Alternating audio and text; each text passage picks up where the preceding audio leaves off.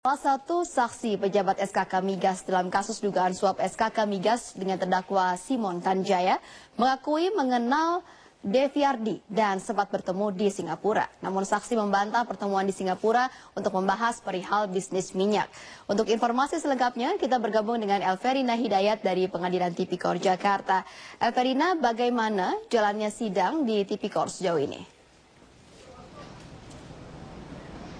Ya, Prita, saat ini sidang lanjutan dengan terdakwa Simon Tanjaya dari Kernel Oil dengan kasus dugaan suap di SKK Migas. Jaksa penuntut umum KPK menghadirkan 5 orang saksi dan diantaranya adalah dari pejabat SKK Migas serta PT Kernel Oil. Dan salah satu saksi yang merupakan pejabat SKK Migas tadi mengungkapkan sejumlah fakta, diantaranya adalah Gerard Rumeser yang merupakan Deputi Bidang Pengendalian Operasional SKK Migas.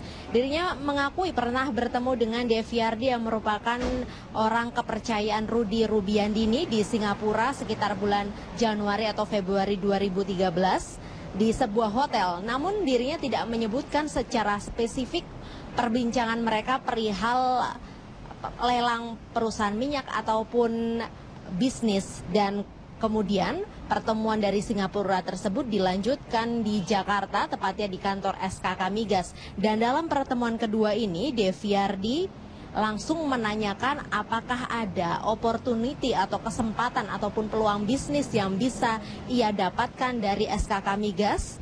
Namun hal tersebut dibantah oleh Gerard Rumeser yang menyatakan bahwa peluang bisnis itu tidak ada pada kewenangan dirinya, namun ada di kontrak pekerjaan atau bidang yang lain.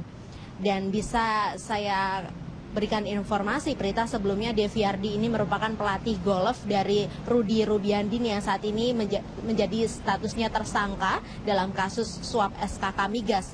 Dan ditengarai bahwa Deviardi memang merupakan orang dekat dari Rubiandini, karena dalam surat dakwaan jaksa penuntut umum juga dijelaskan bahwa Deviardi ini banyak sekali mengetahui soal aliran dana yang mengalir menuju ke Rudy Rubiandini, seperti aliran uang sebesar $200.000 Singapura yang diterima dari petinggi Kernel Oil, yakni Widodo Ratana Caitong, yang diberikan kepada Rudy Rubiandini melalui Deviardi. Namun saat ini, pada saat itu maksud saya, uang langsung disimpan atas permintaan Rudy Rubiandini ke deposit box CIMB Singapura, dan uang tersebut perihal pemenangan lelang Kernel Oil di SKK Migas. Selain itu juga ada percakapan telepon yang terungkap antara Widodo Ratana Caitong kepada Deviardi untuk meminta agar Rudy Rubiandini menyanggupi keinginannya mengatur tender di SKK Migas. Salah satunya adalah penggabungan 2 tender menjadi satu, yakni tender minyak mentah dengan kondensat senipah. Dalam kasus ini, Rudy Rubiandini didakwa oleh jaksa penuntut umum KPK telah menerima uang sebesar $200.000 Singapura dan $900.000 Amerika Serikat dari Widodo Ratana Caitong untuk kepentingan dan juga untuk memenangkan sejumlah proyek lelang dari Kernel Oil beserta korporasi Kernel seperti Vortex dan Forsus. Untuk sementara kembali ke Anda, Prita, di studio. Baik, terima kasih Elverina Hidayat melaporkan dari Pengadilan Tipikor Jakarta.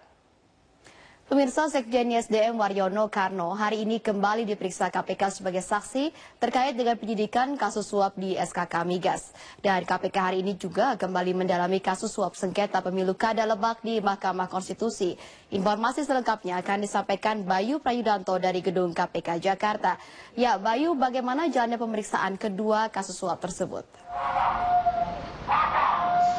Ya, berita terkait dengan pengembangan penyidikan kasus suap di lingkungan SKK Migas terkait dengan pemeriksaan Sekjen ISDM Waryono Karno ini diduga terkait masih di konfirmasinya Waryono Karno mengenai temuan uang $200.000 di ruang kerja dari Waryono Karno saat penyidik KPK beberapa waktu lalu menggeledah dan mengamankan uang $200.000 dari ruang kerja Waryono Karno. Nah, saat ini memang uang tersebut masih ditelisik oleh Komisi Pemberantasan Korupsi apakah uang tersebut memang terkait dengan kasus suap yang sudah menjerat mantan Kepala SKK Migas Rudy Rubiandini.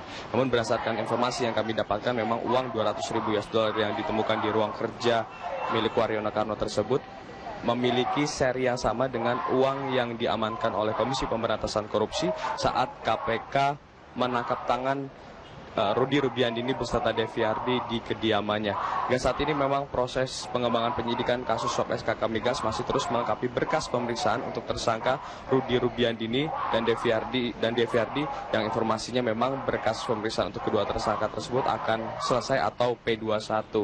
Dan terkait dengan pengembangan penyidikan kasus ini pula memang KPK pada pekan lalu telah kembali mencegah ke luar negeri atas nama I Gusti Putu Ade Pranjaya yang merupakan ajudan dari Menteri ESDM Jarwacik. Terkait dengan apa peran ataupun keterkaitan I Gusti Putu Ade Pranjaya sehingga yang bersangkutan diminta oleh KPK dicegah ke luar negeri, hal ini memang yang masih didalami oleh penyidik KPK yang jelas. Selain pengembangan penyidikan kasus suap SKK Migas, KPK memang saat ini tengah melakukan penyelidikan terkait dengan dugaan korupsi di Kementerian ASDM. Dan sampai saat ini memang proses penyelidikan sendiri masih terus didalami oleh KPK dan belum ada tersangka dari pengembangan kasus suap SKK Migas. Sementara itu terkait dengan pengembangan penyidikan kasus suap sengketa pemilu kada Lebak di Mahkamah Konstitusi, hari ini KPK memanggil pasangan calon bupati dan wakil bupati Lebak yang merupakan pemenang dari pemilu kada Lebak 14 November lalu, yakni Ikti Oktavia dan Ade Sumardi. Keduanya diperiksa sebagai saksi untuk tersangka Akil Mukhtar. Kami belum mengetahui apa materi yang ingin dikonfirmasi dari penyidik KPK terhadap kedua saksi tersebut, namun diduga kedua saksi tersebut akan dikonfirmasi terkait dengan putusan dari sengketa pemilu kada di Mahkamah Konstitusi, di mana pada saat penyelenggaraan Pilbub Lebak Banten di putaran pertama, pasangan Amir Hamzah dan Kasmin menggugat keputusan KPU ke Mahkamah Konstitusi terkait dengan hasil pemilu kada yang dimenangkan oleh pasangan Ikti Oktavia dan Ade Sumardi. Setelah kedua pasangan tersebut, Amir Hamzah dan Kasmin melakukan gugatan ke Mahkamah Konstitusi, memang Mahkamah Konstitusi akhirnya memutuskan dan memerintahkan KPU untuk menggelar pilkada Lebak ulang di seluruh TPS di Kabupaten Lebak. Dan selain itu MK juga membatalkan keputusan KPU yang memenangkan penetapan pasangan calon terpilih pilkada Lebak 2013-2016 Ikti Oktavia dan Ade Sumardi. Namun sebagaimana diketahui dari hasil pemilu kada ulang di Lebak tepatnya pada 14 November lalu, Ikti Oktavia dan Ade Sumardi akhirnya kembali memperoleh suara terbanyak dalam pemilu kada ulang di Lebak Banten.